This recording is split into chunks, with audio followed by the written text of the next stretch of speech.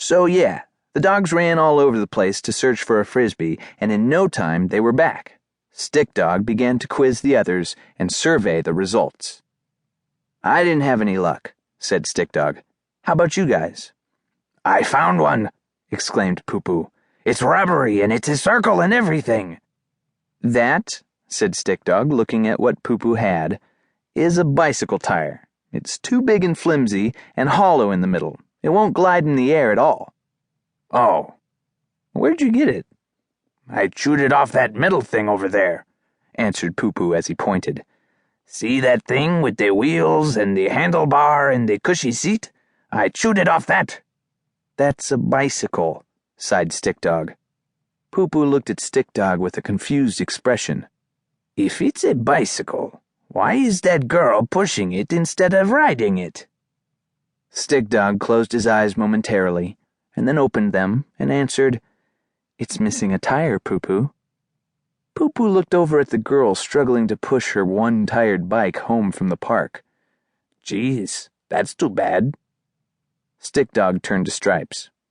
"Did you find a frisbee, Stripes?"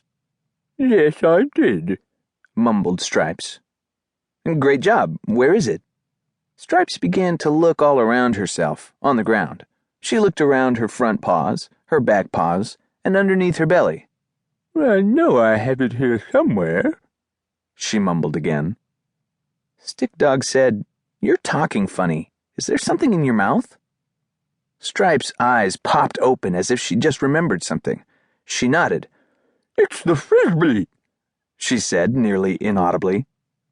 Stick Dog decided not to ask how an entire frisbee could fit inside her mouth, and simply said, "Let's see it." Stripes lowered her head, opened her mouth, and sort of flung something towards Stick Dog. It clanked a bit when it hit the ground, and then rolled up against Stick Dog's front left paw. Stick Dog looked down at it, but didn't look back up. "That's a bottle cap," he whispered. Everyone was quiet and still for a moment. They didn't want to hurt Stripes' feelings, but it turned out her feelings weren't actually hurt that much at all. "It may look like a bottle cap to you, Stick Dog," said Stripes defiantly, "but to a mouse that so-called bottle cap would make an excellent frisbee. So if you really think about it, I did in fact find a frisbee. You have to admit I'm right from a certain perspective."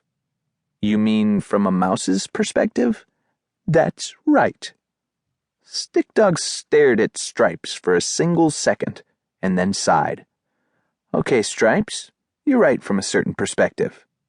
Next time, please try to be more specific in your request," Stripes added. "I'll do that," said Stick Dog, trying not to roll his eyes. He then turned to Mutt. "Mutt, did you find anything?" "Boy, did I!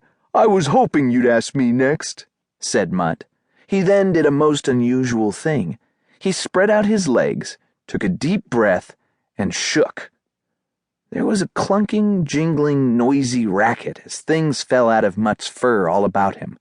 "I found a candy bar wrapper, an old pencil stub, a tennis ball that got hit and torn up by a lawnmower, a couple of good rocks, and a piece of rope. And that's not even the best of it." "Is the best of it a frisbee?" asked Stick Dog. "It's an old gray sock," Mutt exclaimed.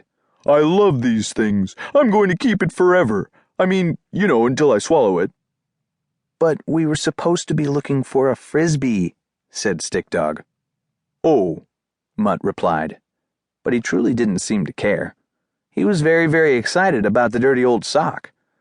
"I didn't find one of those." At last, Stick Dog turned to Karen. "I think I found just the thing," she said, before Stick Dog could even ask. She dropped a flat cardboard circle in front of him. "It's not exactly a frisbee," said Stick Dog. He paced around the circle on the ground, cocking his head a little bit and examining it. "But it is about the right size and shape. It just might work for a little frisbee tossing. Good job, Karen." "Thanks," said Karen proudly. "I really am quite excellent now that I come to think about it." "Let's give it a try. Run out a little bit, Karen. We'll see if this thing flies."